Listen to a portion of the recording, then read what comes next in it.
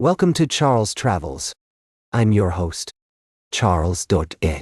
Today, we're going to take a journey to a place that's steeped in tradition and natural beauty, where the rhythms of rural life still resonate deeply.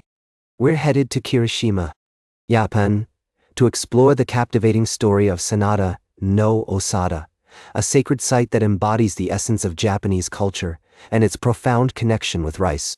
As we wander through the rolling hills and verdant landscapes of Kirishima, the air is filled with the sweet scent of blooming cherry blossoms, and the gentle rustle of wind whispers secrets of the past. It's here in this serene setting that we find the Sanada no Osada, a site revered for its mythological significance as the birthplace of Japan's first rice paddy. According to ancient myths, the deity Ninigi brought a stalk of rice from heaven, planting it at the foot of the sacred mountain of Takachiho, creating the world's first rice paddy. This storied site is also believed to be where amazake, a traditional fermented rice drink, was invented to nourish the newborn god. Hiko ho demi no mikoto. As we delve deeper into the history of Sanada no Osada, we find that this sacred site has undergone a remarkable journey. From its early days as a humble shrinelet dedicated to Tanokami, the god of the rice paddies, to its current status as a protected cultural treasure, this site has been cherished and preserved by the local community. Despite being a lesser-known gem, Sanada no Osada remains an integral part of Kirishima's identity, a testament to the region's rich cultural heritage. As we explore this enchanting place, we're reminded of the importance of tradition, the beauty of everyday life, and the profound connection between people and their environment. As we take a moment to appreciate the tranquility of Sanada no Osada, let's also acknowledge the dedication of the local community in preserving this cultural treasure. Their efforts serve as a reminder that even in today's fast-paced world, there's still value in slowing down, appreciating our surroundings, and honoring the traditions that make us who we are. We'll be right back with more fascinating travel adventures on Charles Travels. Welcome back to Charles Travels. I'm so glad you're joining me again today, as we continue our journey through the fascinating stories that bring us closer to the people and places that make our world so rich and diverse. As we travel through the ages, we often stumble upon remarkable discoveries that connect us to the past in unexpected ways. And, today, I want to share with you a tale of adventure, curiosity, and a dash of luck, all courtesy of a 3-year-old explorer named Ziv Nitzan.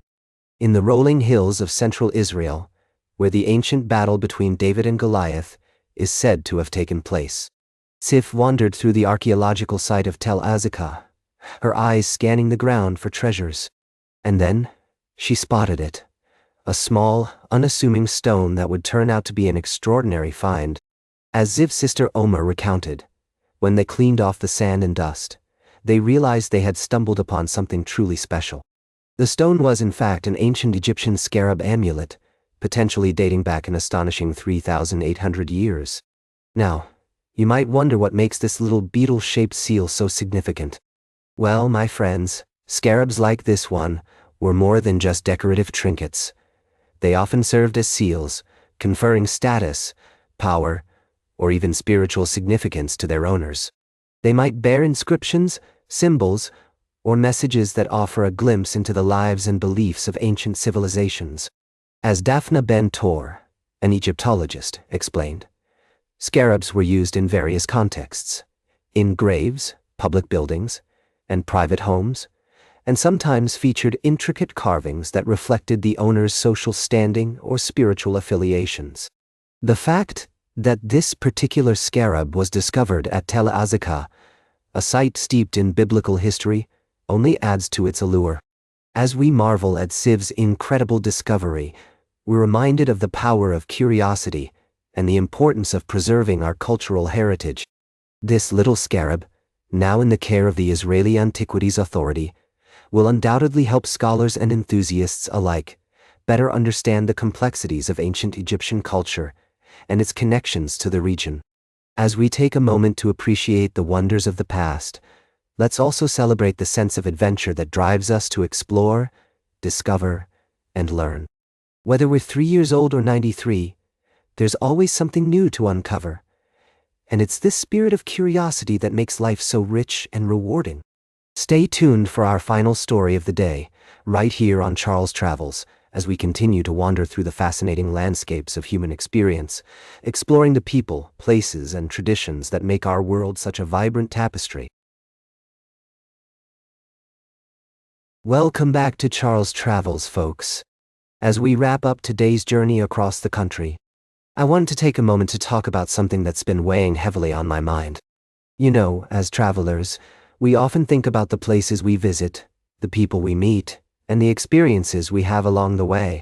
But today, I want to shine a light on some of the unsung heroes that make our communities stronger, more vibrant, and more resilient. I'm talking about our libraries, museums, and cultural institutions. These are the places where we go to learn, to grow, and to connect with one another. They're the heartbeats of our towns and cities, providing a sense of belonging and identity for so many people. And yet, as we've seen in recent days, these very institutions are facing unprecedented threats. From the Trump administration's executive order shutting down federal agencies that support libraries, museums, and minority-owned businesses, to the devastating impact on state library staff and programs, it's clear that we're at a crossroads. Will we continue to prioritize the things that bring us together, or will we let them wither away? As I've traveled across this great country of ours, I've seen firsthand the incredible work that these institutions do. I've met librarians who are dedicated to providing internet access and literacy programs to underserved communities. I've visited museums that showcase the rich cultural heritage of our nation, from the struggles of our past to the triumphs of our present. And I've talked to small business owners who have benefited from the support of agencies like the Minority Business Development Agency. These are not just abstract concepts or line items in a budget. These are real people, with real stories and real struggles. And it's up to us, as citizens, to stand up for them, to fight for their funding, and to ensure that they continue to thrive. So as we close out today's show, I want to leave you with a sense of hope and a call to action. Let's come together to support our libraries, museums, and cultural institutions. Let's recognize the vital role they play in our communities, and let's fight to protect them. Whether it's visiting your local library, attending an exhibit at a museum, or simply spreading the word about the importance of these institutions, every single one of us can make a difference. So let's do it, folks. Let's stand up for what matters most: our people, our communities, and our culture. That's all for today's Charles Travels. Remember to like, share, and subscribe. And until next time, keep on traveling.